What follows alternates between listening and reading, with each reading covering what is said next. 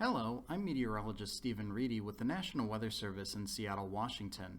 Before we begin, be sure to check the description of this YouTube video to see if there are links for an updated presentation, as these will be updated routinely.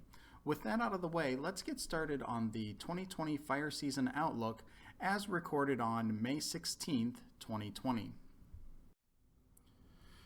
So what do we look at when we make these outlook presentations for you? Here during the preseason, we'll take a look at mountain snowpack, even though this typically has a low correlation with regards to what kind of fire season we can expect. What's much more pertinent, though, is where is long-term drought set up? This ends up having a higher correlation as to where we can expect higher fire activity once we get into the season. When we look at June, this is important in gauging how soon we expect fire season to begin. If we're looking for a warm and dry June, we might see an early start, whereas if we're expecting cooler or more moist conditions, we might see fire season be delayed a little bit. But what's most important is what happens during fire season, so during the months of July, August, and September. And to get a feel for that, we'll look at long-range climate outlooks. To emphasize that last point, let's go ahead and talk about what happened last year in 2019. If I were able to present this to you in person, this would be the point where I would pull a paper bag out of my pocket and put it over my head and revel in the shame in our forecast for last year. Because what we were looking at in the preseason, we saw persistent warm and dry conditions set up over the Pacific Northwest, particularly in the months of March, May, and June. And the long-range forecasts that we were looking at that time expected those conditions to persist into fire season proper. And as such, we went out with the message of, hey, it's going to be a warm and dry season. We're already being active here in the late preseason in those months of May and June, and we were expecting for that busy activity to persist into fire season proper. However, what happened during the season, temperatures came back down to around near normal, and increased rainfall in July and August, but most noticeably in September, when fall-like conditions set up a little early, pretty much put the kibosh on much of the fire season. So again, really emphasizing that point that the most important thing, or the most important factor, is what happens during fire season.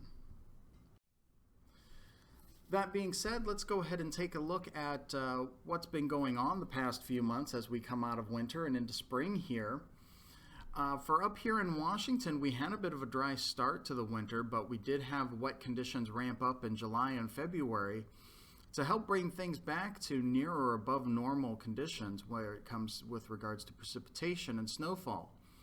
Central Washington, however, still remained a little dry and under drought conditions, and we've only seen those persist and grow worse as we go into this dry spring. In fact, we're starting to see low-end drought or abnormally dry conditions creep into a lot of the remainder of the state, as we'll see in some slides up ahead. Oregon, however, was a bit more persistent and unfortunately not on the good side of that either, as they had a persistent and warm, dry conditions throughout the winter, basically setting up drought there to begin with. And with generally dry conditions in this spring as well, we're seeing those drought-like conditions persist, like I said, as we'll see in future slides. So here's a look at the percent normal of snow depth as of May 1st. And as you can see, there are some locations, particularly the northern, the northern half and a little bit in the central here, where we're pretty close to normal. What I'd really like to draw your attention to, though, is right there in the center, the 3 points from Snoqualmie, Crystal, and Mission. Those values have all cratered within the past 15 days, going from April 15th now to May 1st here, where they were much closer to normal the middle of last month, but given all of the dry conditions we've had, we've seen these values crater to well below normal. Switching over to snow water equivalent for the area, we paint a little bit of a better picture with most locations near or just a little bit below normal. However, as this map was greener in earlier versions of this outlook, unfortunately we do see the continued dry conditions in this spring really starting to have an impact, and as such, more and more locations are going below normal. Zooming out to the rest of the West, we can see that a lot other locations are a little more hard hit than we are here in Washington State. As we can see, most of Oregon is well below normal, and as we get down into California and Nevada and Utah and further on, we south and east, we pretty dry conditions in place. However, going a little further east, mainly into the Rockies themselves, Idaho, Montana, Wyoming, and Colorado, we do see relatively normal conditions, or at least conditions pretty reflective of what we're seeing here in Washington for the most part, either near or just a little bit below normal. So it really depends on where you look as to what kind of condition the rest of the West is in. Looking at the United States Drought Monitor as updated on May 12th, we can see abnormally dry conditions continuing to expand in portions of Washington, but we'll discuss that in the next slide. Moving down to Oregon, we continue to see severe drought expanding its area, as well as some areas of extreme drought setting up over the southwestern corner of the state and the north central portion of the state. Looking at the remainder of the West, we can see the wide range of drought extending from California to points east into the Four Corners region. However, going north of that, looking at Idaho, Montana, and Wyoming, we can see some abnormally dry to moderate drought conditions, but for the most part, these areas seem to be okay with regards to moisture. Zooming in on Washington here, we do see that the abnormally dry conditions have pretty much engulfed the remainder of the eastern portion of the state, with only a little holdout there in the far northeastern corner. Getting onto the west side of the Cascades, we continue to see the abnormally dry conditions set up for the South Sound and southern portions of the Seattle CWA, as well as the Washington coast. However, the on-again, off-again precipitation we've seen over the past, let's say 3 weeks, still has prevented that abnormally dry conditions of spreading into the East Puget Sound area and into the eastern portions of the Olympic Peninsula. Looking at the drought outlook from now until July 31st, looking for drought conditions to expand into essentially the locations that had been labeled abnormally dry for here in Washington State. So that means that eastern portion of the Olympic Peninsula, as well as the East Puget Sound lowlands and the adjacent Cascades, should remain all right with regards to precipitation, as we continue to see this on-again, off-again pattern of dry mixed with active weather periods. Going down into Oregon, however, it does look like drought is expected to expand to pretty much consume the entire state. Looking at everywhere else, we can see that drought expansion is expected again in California and in Nevada, with conditions remaining pretty similar to what they are for the remainder of the nation. The temperature and precipitation outlooks for May, June, and July here in the preseason have not really changed, have not been updated, but so far they look to be on track as we find ourselves here in the opening of May. And sure enough, we see stronger probabilities for above average temperatures and pretty decent probabilities with regards to below normal precipitation. As such, we're looking for a warm and dry spring. This will bring us an early curing of the fuels and is likely to be responsible for an early start to fire season, as we're already starting to see some activity out there now. Marching into fire season proper, we see the probability for above normal temperatures goes way up, And that doesn't indicate that it's going to be much warmer than normal. It just means that there's a stronger probability that it's going to be warmer than normal. Fortunately, the probabilities for precipitation are still in the below normal range, but at least they ease up a little bit, only falling within a 33% probability for below normal precipitation. So what does this suggest for Western Washington or Washington as a whole? We're looking for persistent warm and dry conditions, and this will keep fuels ready to burn.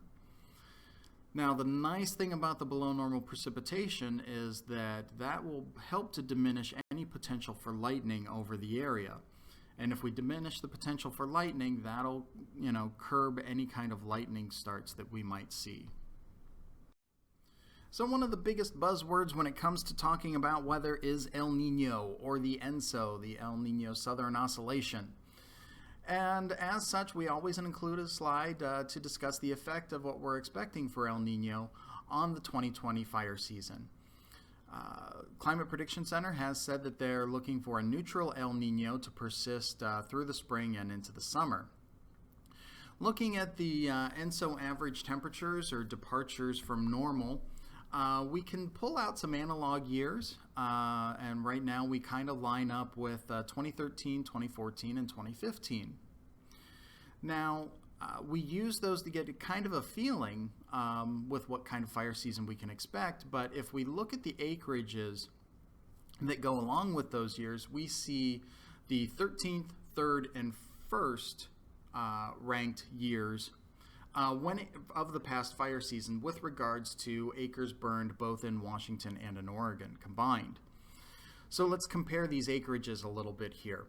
2019, that's last year, we only saw about 250,000 acres burned, whereas 2015 and 2014, those high profile years, we saw, well, for 2014, well in excess of 1 million acres, and for 2015, almost 2 million acres burned. Again, and this is the two states combined, Washington and Oregon.